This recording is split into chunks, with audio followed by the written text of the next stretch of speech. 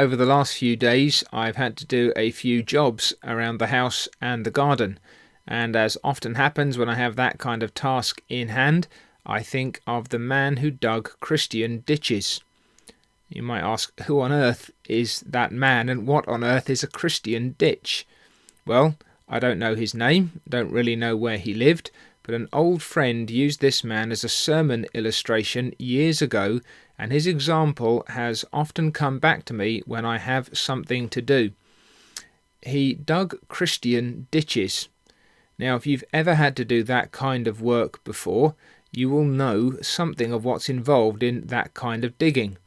Ditches typically, if they're, say, laying cables or pipes, or even if you're digging a foundation, typically you have either an area that's set out or a route you have to follow, and you have to dig a certain width and you have to dig a certain depth.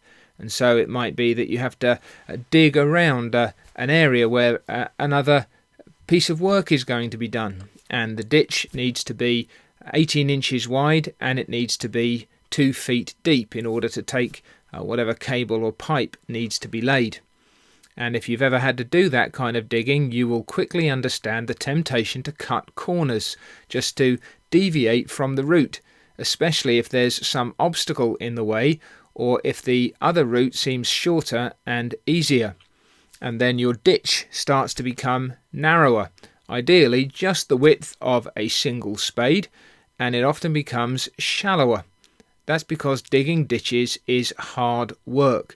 And a ditch that's no wider than your spade, a ditch that's as shallow as possible, and a ditch that takes the shortest and easiest route is the best kind of ditch you might imagine that you'd want to dig.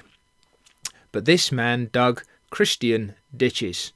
He'd taken to heart the Apostles' language from Colossians in chapter 3 from verse 22, where Paul wrote, "Bondservants, obey in all things your masters according to the flesh, not with eye service as men pleasers, but in sincerity of heart, fearing God. And whatever you do, do it heartily, as to the Lord and not to men, knowing that from the Lord you will receive the reward of the inheritance, for you serve the Lord Christ.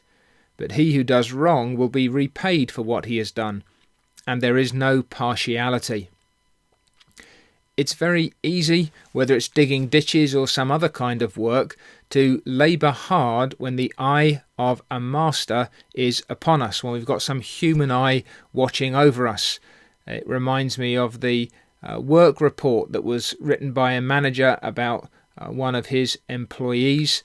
Can't remember where I read it, but I do remember the phrase, "works well under constant supervision and when cornered like a rat in a trap."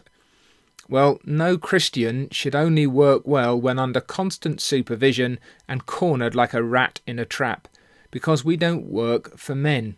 We serve the Lord Christ. And that means that whether or not someone else is watching us, we work to the best of our ability, we work on the appointed lines, and we do the job as well as we possibly can. We may not be digging Christian ditches, but we ought to be doing Christian work. And I hope that that's true of me, and I hope that it's true of you, that you don't just work well when constantly supervised and cornered, that you don't need to be harassed and chased and chivied just in order to get any kind of work out of you, that you're a man or a woman, a boy or a girl, who, if you're a Christian, does your work in a Christian way. You do it to the best of your ability. You do it regardless of whether or not there's a human eye upon you. You do all that you can to bring glory to God in the work that you do and in the way that you do that work. So it may be that you have some particular task today about the home or the garden. It may be that you're going to work, or perhaps you're working from home, but wherever you may be, obey in all things your masters according to the flesh, not with eye service as men pleasers, but in sincerity of heart, fearing God.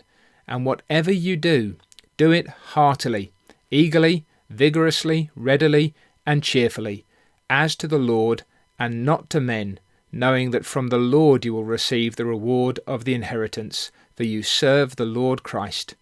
Remember the man who dug Christian ditches, and go and do the same.